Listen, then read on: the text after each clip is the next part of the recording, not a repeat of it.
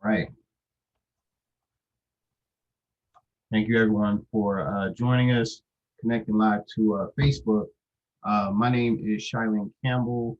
We are the Friends of Nevada Wilderness, and you are joining us for the Wild Speaker Series for the month of December. Finally made it to the end of 2020. It's been a very unique year. We're glad you guys are with us for this one of the final presentations of the year. We just got done with Giving Tuesday.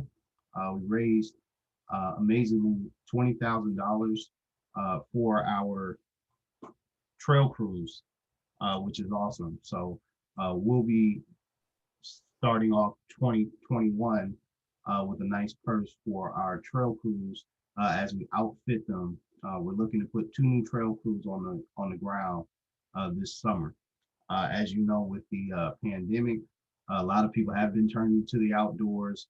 So it'll be very important for us to make sure that trails are maintained, and also opening up new trails and options to disperse some of the recreational traffic. So we are the Friends of Nevada Wilderness. Our goal is to preserve and protect the wildlands of Nevada, particularly wilderness. We get that done through advocacy, educational outreach, and stewardship. So I want to start with stewardship. We are opening up volunteers for our spring monitoring program. So be aware of that. It's set up on our website.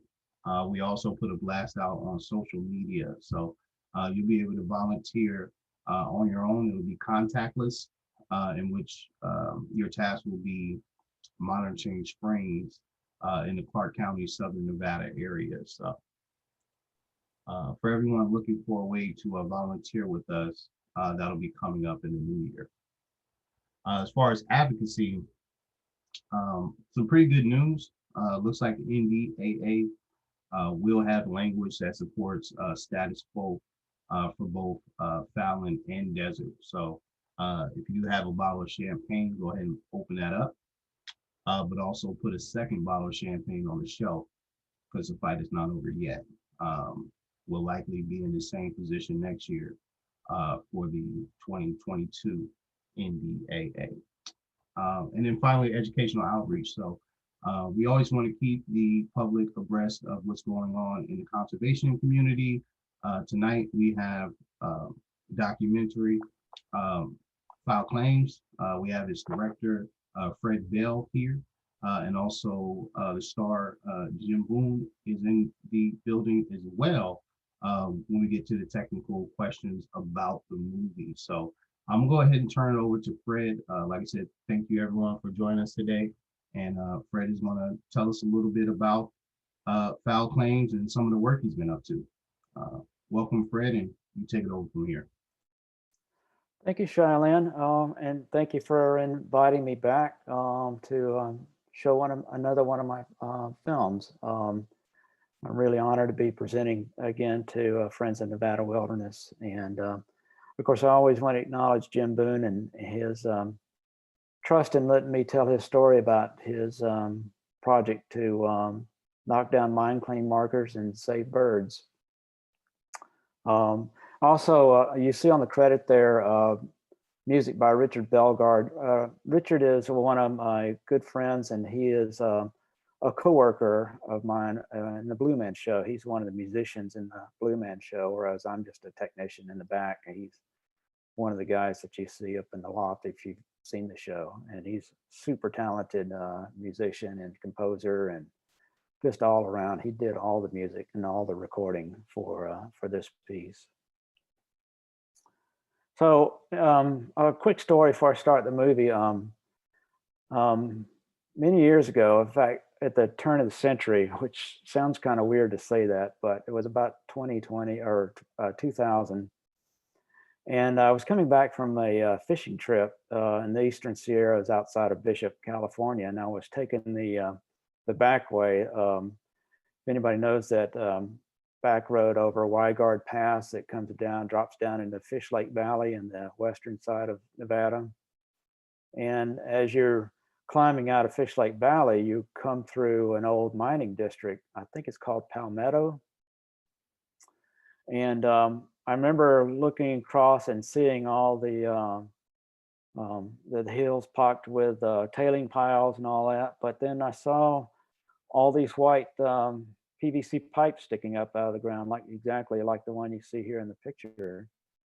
And I kind of figured right away, they must be mine claim markers. But it's kind of funny, I had no idea at the time, 20 years ago, that I would be,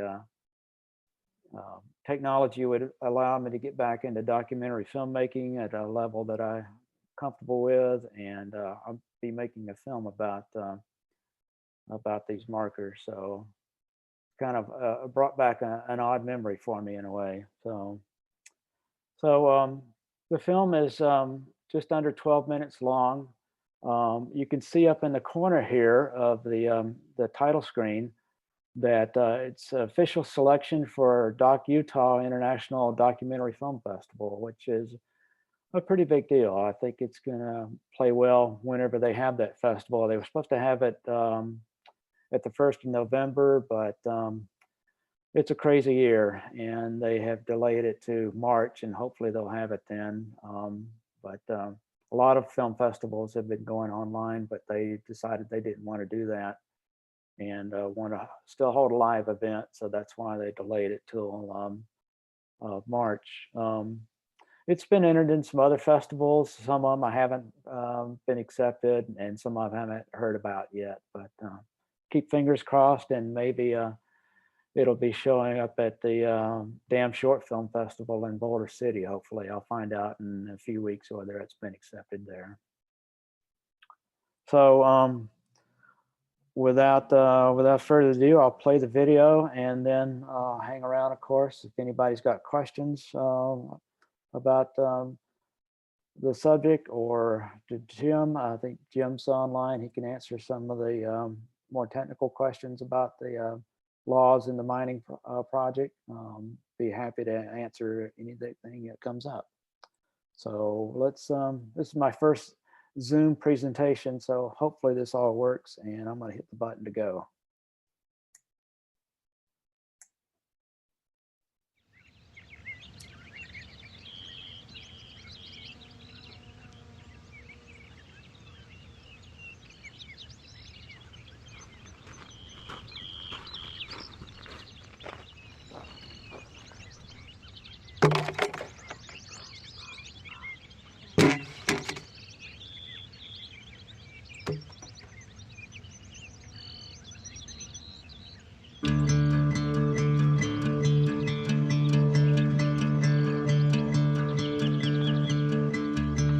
Takes a long time to knock down a few hundred markers. A place like this.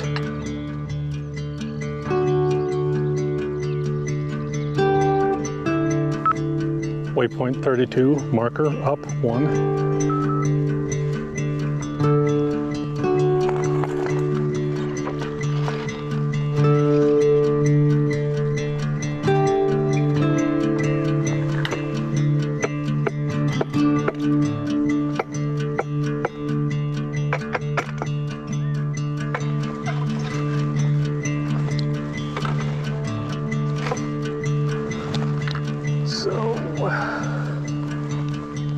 One nice ash throat, sternum of a bird,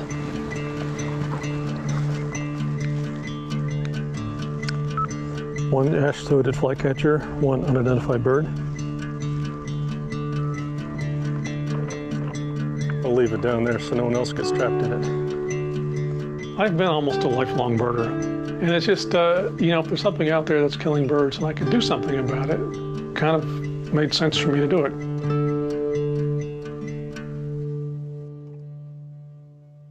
So the problem we're dealing with is that we have thousands of open-ended hollow pipes out on public lands, and for various reasons, birds drop into them and get trapped and die. And so we think we probably have thousands of birds per year dying out on the public lands, trapped inside these hollow pipes. And the project we're working on is to knock them down and save the birds. The pipes were set up as mining claim markers. So as citizens, we can go out on our public lands and prospect. And if we find something, we can stake a claim. And the phrase to stake a claim comes from the notion of literally taking a stake and driving it into the ground and claiming it for your own. So if you have a 120-acre claim, you have 6 pipes marking the boundaries of it. And in the old days, people would use stones piled up to form a cairn. And then they would use various logs and sticks and 4x4 wooden posts. But about 1970, they switched to using these PVC pipes because they were relatively inexpensive, lightweight, easy to see from a long ways away. And for about 20 years, they used these pipes to mark their claims. But estimates range from about 1 million pipes were put up over 20 years in the western public lands. And probably 600,000 of those were in Nevada alone. And over the years, I would say probably 100,000 have not been taken down yet. So it leaves a lot of pipes left on the land to knock down.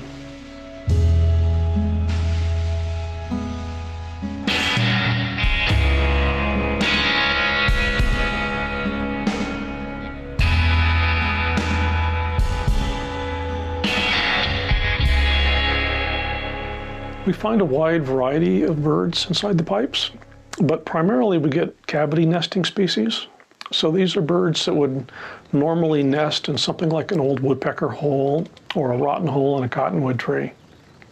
So in southern Nevada, the prime species that we catch in the pipes are ash-throated flycatchers. We get 5 or 6 birds in each pipe. It's kind of an average number. Up in northern Nevada, the main species is the mountain bluebird. It's a state bird of Nevada, actually. It's so beautiful. We catch them by the thousands. I've heard of as many as 100 birds in a pipe in the pipes up in northern Nevada. For their millions of years of evolution, they've been dropping down into little dark holes in trees, and then they've always had claws that scratch their way out. They've never had to deal with this problem. And as it is, they have no way to deal with it.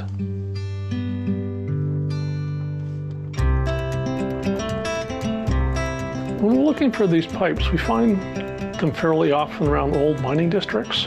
So places that would make sense. People started mining there in the 1800s, and didn't get everything, and people coming in with modern methods and restaking the claims. And if they found something, great, but if they didn't, it didn't really matter because it was just speculating. For $10 a year, you could control a 20-acre claim. And then the speculative frenzy grew into just this insane frenzy, where people were trying to claim everything and anything before the next guy did.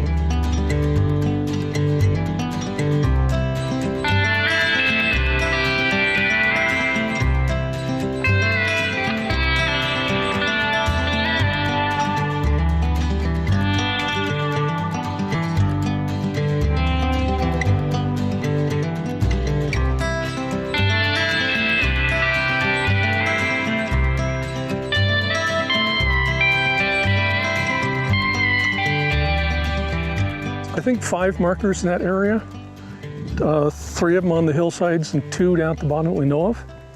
But part of the question while we're out is, are there other markers we haven't seen yet? And if there are in the close by, we'll try to get them. But if they're not close by, we want to try to map them to get it so we can put them on the map and come into them later. This is quite a minefield of cactus to get through.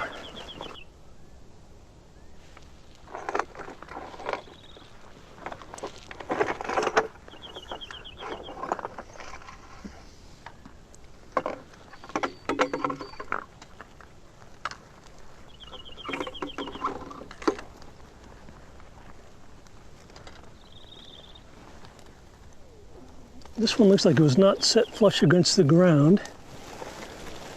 So maybe, oh, nope, there's another rock grain. There's a whole rock grain. That's pretty sad. Yeah. Got his tail folded back up over on him with little death throes.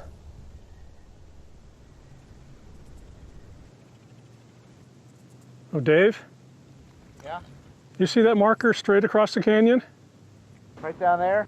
So that one is due north of us here. That suggests that there's at least one more down in the gully below you. See if you can see that one down there. Oh yeah, I got it.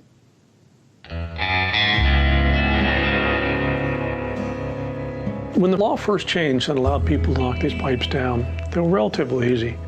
In big flat terrain, like a big open valley, it can be relatively easy to scan with binoculars. And the last pipes are hard and tend to be in pretty difficult terrain down here in southern Nevada. And it's not unusual to spend all day hiking and get 8 or 10 pipes. Yeah, people do think the desert is flat, but you start walking across it and you find out it's the most vertical flatland you've ever walked across.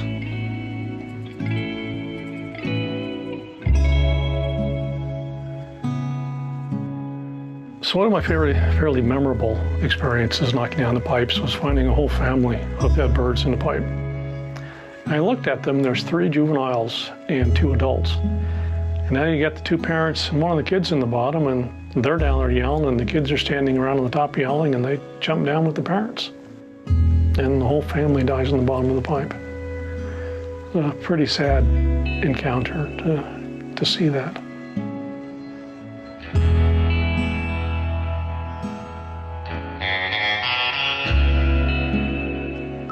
Waypoint 11, marker up 1.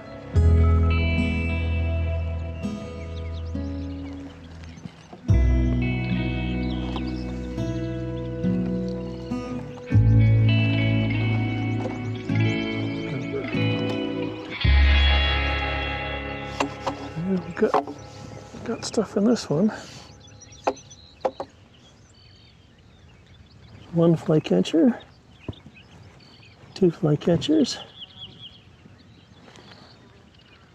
Ash-studded flycatcher is the main thing we catch in southern Nevada. 3 ash-studded flycatchers. 5, 6, 7, 8. 8 ash-studded flycatchers.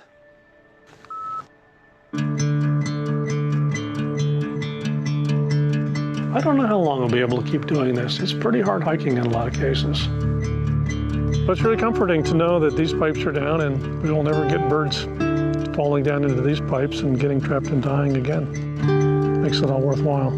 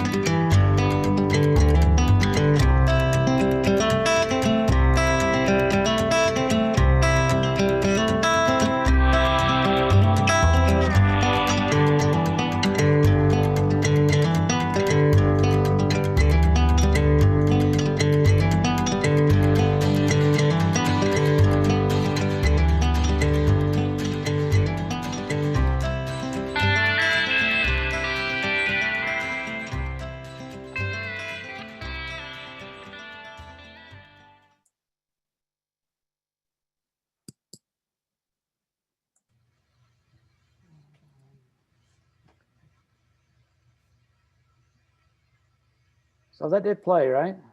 Yes, sir. Okay, I got this prompt that came up, says host asked start my video. Would you like to start it now? And it's coming up. I guess I'll click later. Your face video. You can't see the face. Oh, okay, gotcha. That's what that is. Alrighty. Like I said, this is my first Yes, sir. Zoom presentation. So, so the video is no longer password protected. I had kept it that way for a while I was going through some of these Film Festival things, and you can see it on my go to my website. Everybody see that? Yeah. Okay, and www.soundsandspaces.net. And if you scroll down, you'll see projects. This is the Fowl Claims that you just saw. This is a project I did a couple of years ago about the Amargosa River and Lynn Warren and some of the conservation work he and some other people are doing down there. And also, if you want to hear some samples of my soundscape recordings, which I do quite a bit of, and more soundscape, and a short video I did about Grapevine Canyon, just above Laughlin, where probably a lot of you have been to see the petroglyphs and all that. I did like a 10-minute video of kind of a tour up and down the canyon through a day in the life of kind of. So so that's www.sounds and spell out the whole word soundsandspaces.net.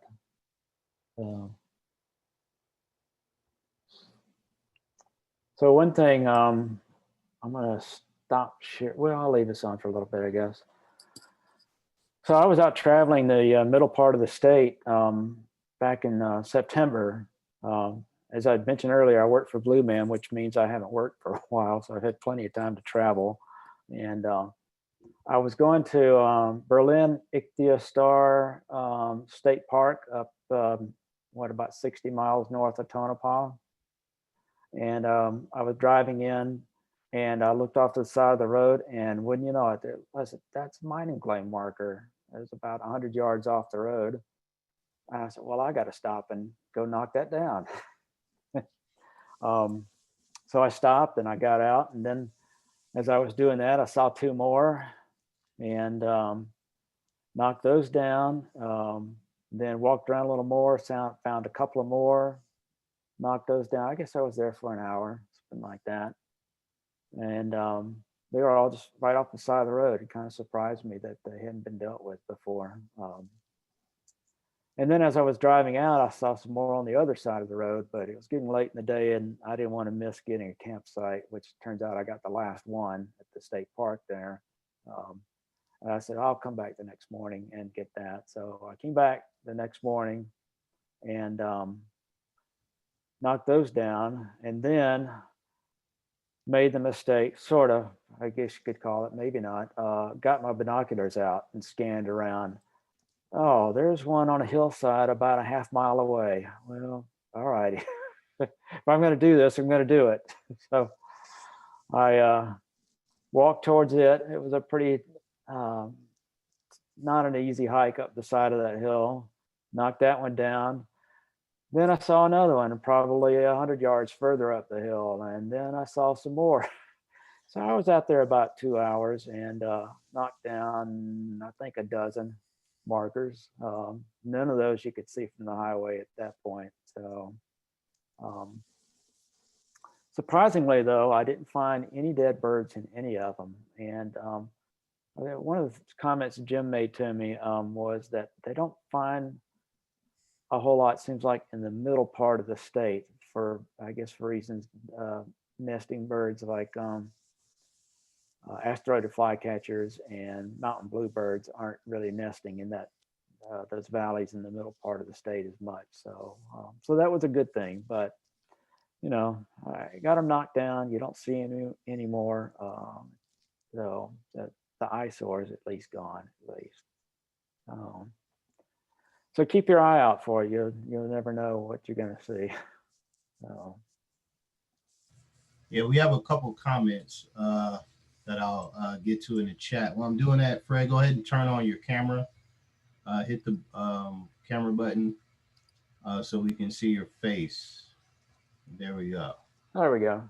All right. So first, Alan Miller brought up the comment that this must be going on for years. By whom and when was this problem? Was this figured out? This problem of having these PVC pipes being death traps. And do I want to answer that, or yeah, Jim, do you want it? Yeah.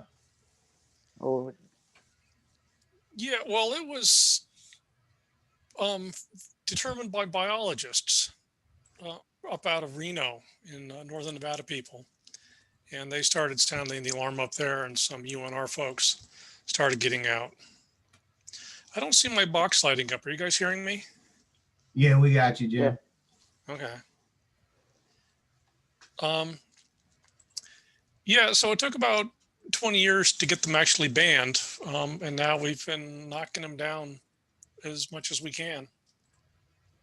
But you're right, it is a big problem. It's done a lot of harm. And it's good that somebody pretty early on figured it out.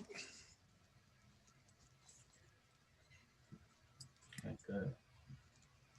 Also, another comment, Katrina Kraus said that they found lizards, owls, bluebirds, and bumblebees in the pipes in northern Nevada. So with the variation of species found that there in northern Nevada, do we also see the same in southern Nevada, or is it mostly the birds? Yeah, Christina, we certainly do. We see those species. We find snakes and lizards and chipmunks and bats and all different kinds of birds, lots and lots of western screech owls, rock wrens, finches of various sorts, even kestrels, starlings, all sorts of things, and a lot of invertebrates.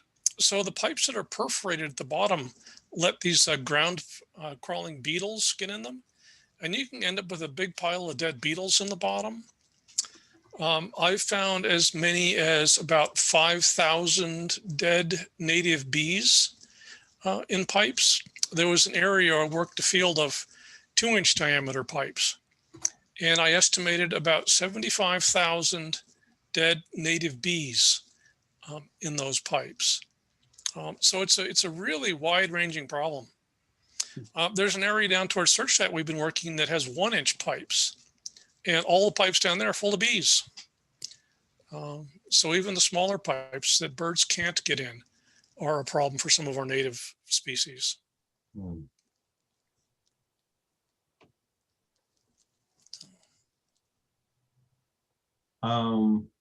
We have a comment on Facebook for Fred. Paula Garrett says, thank you for making this available because she would like to show this to her students. So she appreciates you making this available. And the link is soundandspaces.net. So I'll put it in the chat here. And then I'll also make sure that's on Facebook for everyone as well.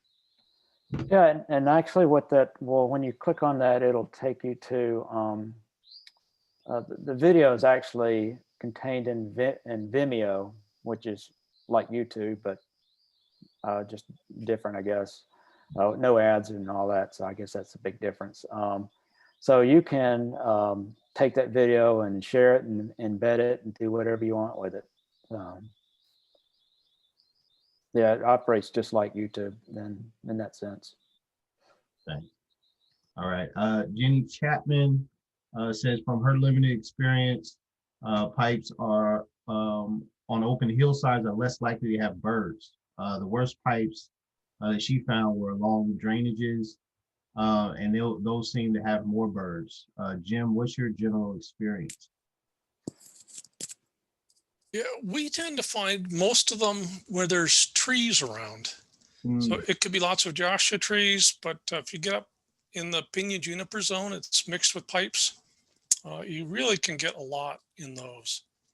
But we find them everywhere. As Jenny says, you know, you find them in the drainages, you find them in the hillsides, you find them on the ridge tops.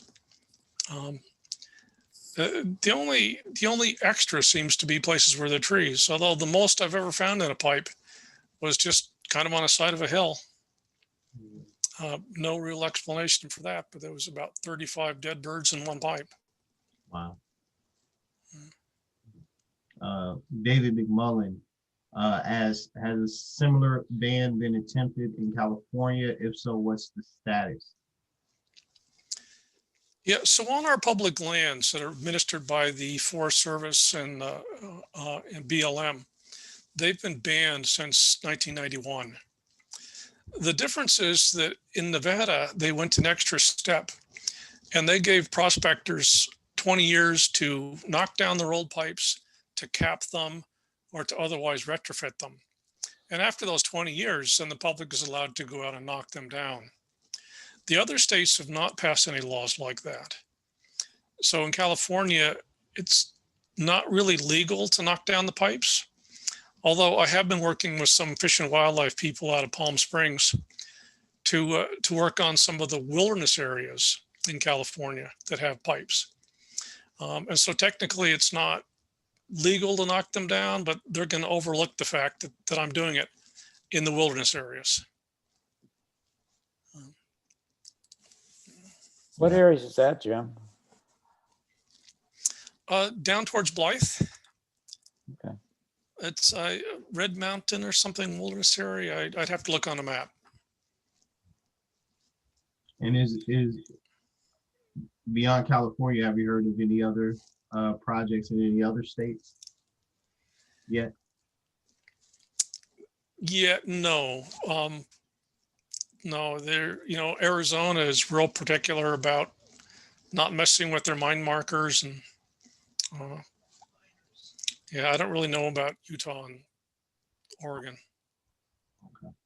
But it's definitely something, our neighboring states need to pick up from Jim and what we're doing here in Nevada. So more questions along the lines of the Mine Marker project.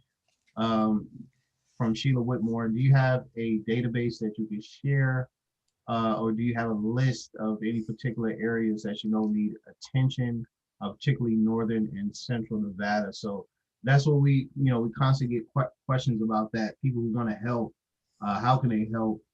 Where should they go? Do you have any direction for volunteers who'd like to get involved? Yes, so we do have a database. It was passed down to me from a Forest Service guy that worked for many years in northern Nevada. It's a database that he accumulated, but a lot of those pipes have already been taken down. It's not really public. Sheila, we could talk offline about that if you'd like. But I do ask that if people see them, that they get a general notion of where they are. You don't need longitude and latitude, but 40 miles out Highway 50 from somewhere, I saw a pipe. If you can get a location like that and let me know, he could send it to Shailan and he could forward it if you can't find my email address or something. Then I'll add it to the database. And if you see one, then just like Fred's experience he mentioned at the beginning, you go out and you find that one and you look over the hill and dang, there's another. And you walk to that one and dang, there's two more. And then you keep walking all day and you can get a bunch of pipes. But Sheila, if you want to work in Middle Nevada, I do have some locations I can send you to. Alan Miller, what percentages of these pipes have been knocked down in Nevada? Where do you think you're at? Yeah, that's like the question of how much of this cave is unexplored. They figure that there was 600,000 markers set up in Nevada. They figure that maybe 500,000 have already been knocked down. So, 20% are left. And, the guys that knocked them down in the early years where there was money to do that and project work, they got all the easy ones. So if you're driving the main highways and you can look off and see a pipe, those are the ones they got. And what we're doing now is we're walking over the back hills and searching for places. And, actually in some places we're going over the hill from the road where they got the easy ones along the road. So it's really hard to say. And they're hard to find. In fact, the hardest part of this project is finding the pipes, which is why I ask people, if you see them, to let me know where they are, and we'll try to get up a crew and go get them. But yeah, percentage, I hate to say, but it seems like a never-ending task. Makes sense. Back to David McMullen with the California question. Any suggestions on how a California resident could light a fire under the legislature's bottoms and get a law passed where citizens can knock down these death traps? Yeah, well, as I get older and it gets harder and harder to climb these mountains, I think that when I can't do it anymore, that I'll turn my attention to trying to proselytize other state legislatures. But if you know of legislatures in California or legislators in California that might be interested in this, send them a copy of the film and ask them to look at it and ask them to look into the possibility of writing legislation to allow citizens to knock down these abandoned pipes. It would be great. I would help you.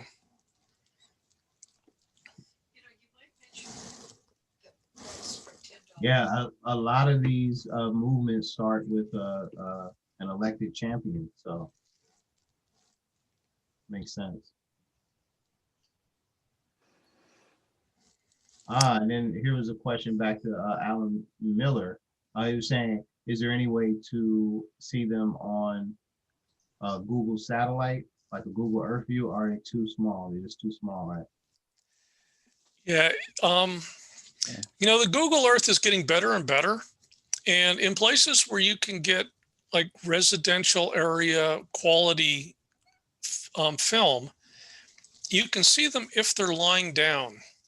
But you think about if they're standing upright, then what you see is a 4-inch or a 3-inch black disc on the ground. They're just invisible. We are using drones to fly over areas and get better footage, and that's helpful in some cases. But I would imagine that in 10 years, that all of the Google images are probably going to be good enough that you can see them. And by that time, we're also going to have our personal drones that can fly ourselves around. And we'll just be able to fly from one to the next and knock them down. So I'm looking forward to that technology in the humanoid transportation. There was also a question that we passed up from Alan Miller's. What is the process to get the okay to knock pipes down in Nevada? The law in Nevada says that anybody can go on public land and knock down a pipe, as long as it's uncapped. So if it's an open pipe, you can knock it down. If it's a perforated pipe, you can knock it down whether it has a cap or not. But the law does say that we need to lay them down and leave them in place.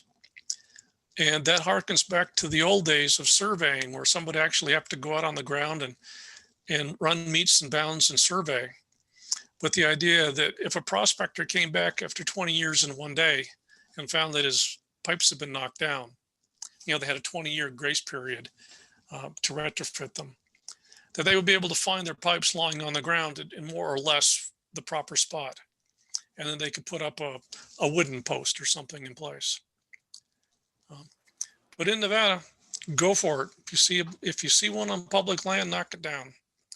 If you see it on private land, you might ask the landowner if you can knock it down. Explain the problem to them and see what they say.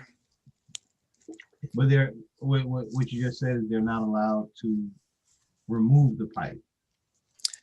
Yes, yes. It pains us to leave the trash in the desert. Right. Yeah.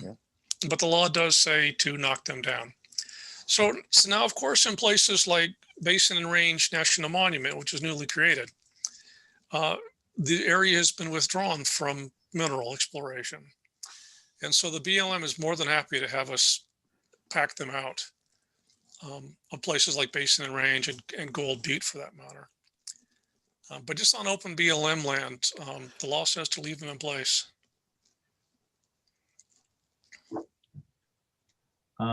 Katrina Kraus said there's a similar problem with open top pipe fence posts.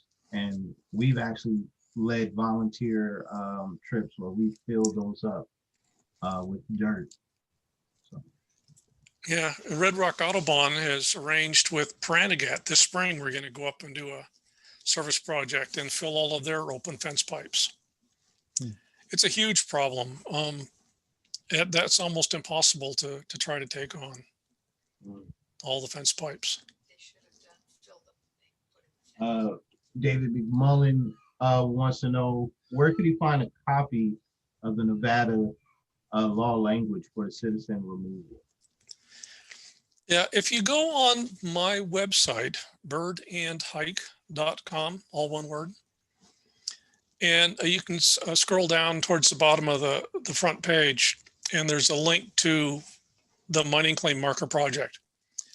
And if you follow that link, you'll find links sent to the laws.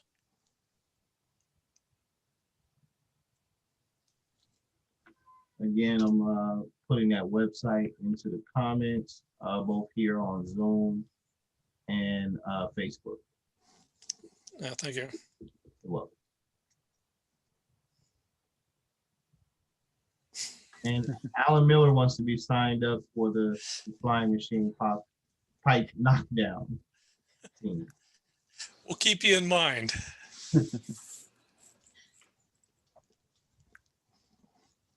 And Fred, back to you. Definitely don't want to leave you out of the conversation with any updates that you have as well. So. I would just encourage people to share the film with whoever they think might be interested in seeing it. And it was great experience working on it, working on the project, working with Jim. Some places in the state I'd never been before, and that's always a plus. I always like getting outside and the remote parts of the state. And I had driven past, that was a Delamar ghost town, a mining town that we shot a lot of the scenes for. So if you've ever driven the Highway 93 up the eastern side of the state, before you get to between Alamo and Caliente, you'll see that sign. It's a pretty rough road. Not in the first, but in the last couple of miles, it's pretty rough. It's pretty much four-wheel drive to get to that.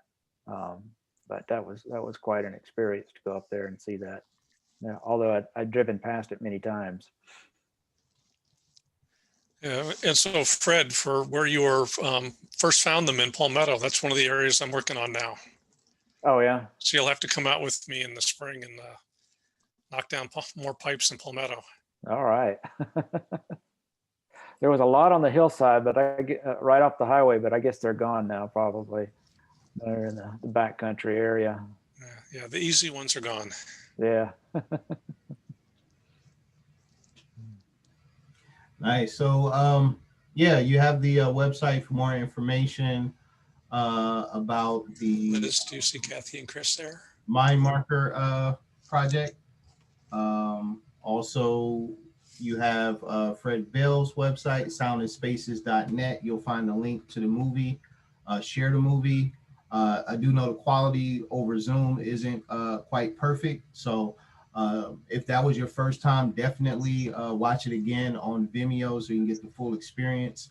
We thank Fred. Fred actually allowed us to play this movie during our virtual Wild and Scenic Film Fest back in October. So that was awesome. It was well received. And we appreciate him for allowing us to premiere that, as well as coming back and allowing us to hold this forum based on his movies. So I'm going to take another sweep of the comments, see if there's any more questions. Other than that, I'm going to let you guys go for the evening. Thank you for coming to the Wild Speaker Series for the year of 2020.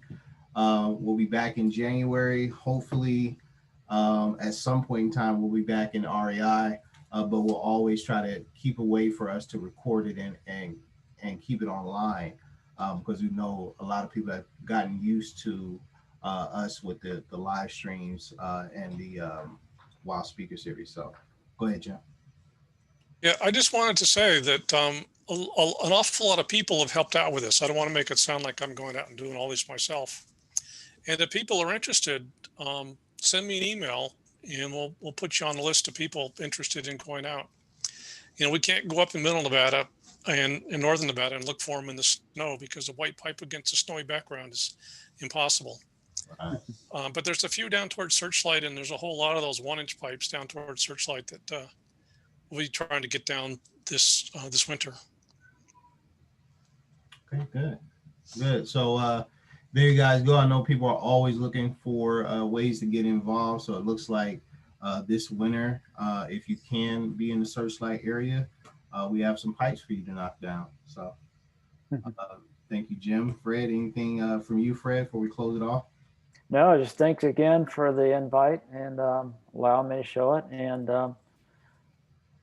hopefully I'll be back next year with another film. Exactly.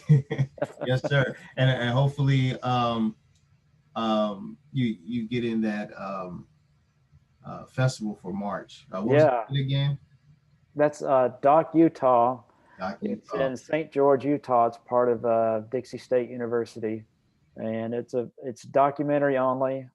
It's a week-long festival, and it's pretty well known in the documentary film festival circuit as being a good place to go. They've had some Academy Awards come out of there in the years past. So nice. Well, it's a great film. I'm sure it'll premiere at several more film festivals, the same way it did at ours. Other than that, thank you everyone for coming out. Thank you for supporting the Friends of Nevada Wilderness throughout the year of 2020, and we'll see you in January for the first Wild Speaker Series of the year. So thank you, Jim, Fred, and the participants. Everyone have a great evening. Thanks, Shailene. Thanks, Fred. Thank you, Jim.